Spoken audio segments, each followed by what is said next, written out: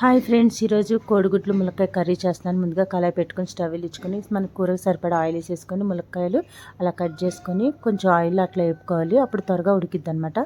అదే నూనెలో కొన్ని మెంతులు, కొన్ని ఆవాలు, కొద్దిగా జీలకర్ర వేసేసుకొని సన్నగా కట్ చేసుకున్న పొడవు పచ్చిమిర్చి, కొన్ని కూరకు సరిపడా ఉల్లిపాయలు వేసేసుకున్నాను. నేనైతే 4 ఉల్లిపాయలు కట్ చేసి వేసాను. దాంట్లోనే ఉల్లిపాయ త్వరగా మగ్గడానికి కొంచెం పసుపు, కొంచెం ఉప్పు వేసేసుకోవాలి. అప్పుడు జల్దీ మగ్గిద్ది అనమాట. అలా ఉల్లిపాయ మూత పెట్టేసేసుకొని కొంచెం మెత్తగా మగ్గినాక దాంట్లోనే కరివేపాకు, కొద్దిగా అల్లం వెల్లి పేస్ట్ అనమాట వేసుకొని అది కూడా మంచిగా కలిసేలాగా ఉడికేలాగా కలుపుకొని దాంట్లోనే మనం ఆయిల్లో పెట్టుకున్న ములక్కాయలు కూడా వేసేసుకొని అలా మాక ఉప్పు కారం అన్నీ వేసేసుకొని అలా కలిపేసేసుకున్నాక మొత్తము దానికంతా పట్టేసేసి ఒక 3 టమాటాలు నేను సైజు అది సన్నగా కట్ చేసుకున్నాను. ఎక్కువ వేస్తే తీపి అయిపోద్ది. అలా కొంచెం ములక్కాయలు ఉప్పు కారంతో మగ్గినాక అది 3 టమాటాలు కట్ చేసి వేసుకున్నాను.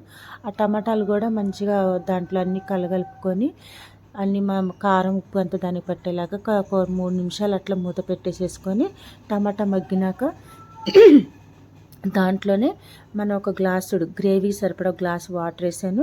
తర్వాత చింతపండు గ్రేవీ కూడా వేసాను అనమాట. ఆ వీడియో అయితే షూట్ చేశాను కానీ రాలేదు ఫ్రెండ్స్, ఏమనుకోద్దు. ఇంకా జీలకర్ర పొడి, ధనియాల పొడి కలిపి నేను మిక్సీ పట్టుకుంటాను. అదే పౌడర్ ఒక స్పూన్ వేసాను. మనం ఉడకపెట్టుకున్న గుడ్లు ఆయిల్ అట్లా లైట్గా వేపేసేసుకొని ఆ కోడిగుడ్లు కూడా వేసేసేసుకొని అలా మొత్తం కలగలిపేసేసి మూత పెట్టుకొని ఒక 3 నిమిషాల తర్వాత లైట్గా కొత్తిమీర జల్లేసేసుకొని చక్కగా వేడి వేడి అన్నంలో వేసుకొని తింటే సూపర్ టేస్ట్ ఉంటుంది. నిజం చెప్తాను, ఎంత టేస్ట్ ఉందంటే అంత టేస్ట్ ఉంది. ఒకసారి ట్రై చేసి చూడండి ఇట్లా నేను చేసినట్టు.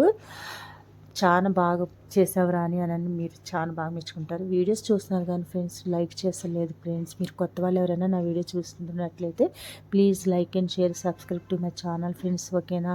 ఈ వీడియో చూసి లైక్ కొట్టండి. Okay bye friends. నేనైతే మస్తు తిని హ్యాపీగా ఉంటాను. బాయ్.